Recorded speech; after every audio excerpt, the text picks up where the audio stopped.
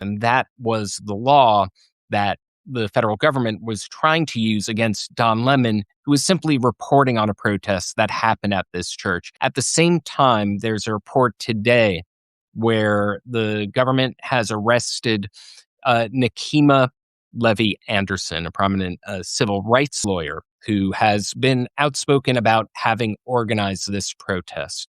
What's your reaction to that? And before we actually get into the arrest there, the fact that the White House has now disseminated what appears to be a doctored image of her being arrested. Earlier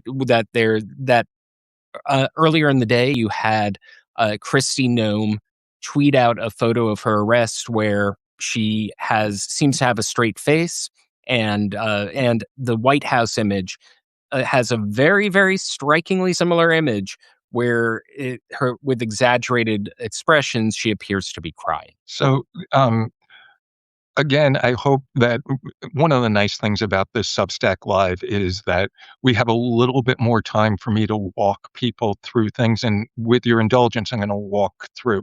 Yeah. The idea of the perp walk itself is problematic. It is the idea that police and prosecutors, normally it's the police or law enforcement officers, set it up so that when somebody gets arrested and put in handcuffs, they're photographed by the press with their arms behind their back, and it looks awful.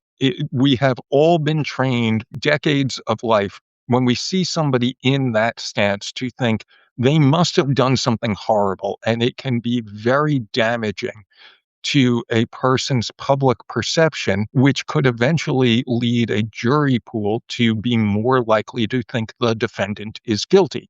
It's part of the reason why I, as a criminal defense attorney, always want to self-surrender my client rather than have them arrested outside of court and paraded in the sort of perp walk. But and there have been a lot of cases under the guarantee of a fair trial about whether or not perp walk itself is unconstitutional. By and large, they have been found to be constitutional. There's a second strand of law, though, which says that the prosecution cannot comment on a case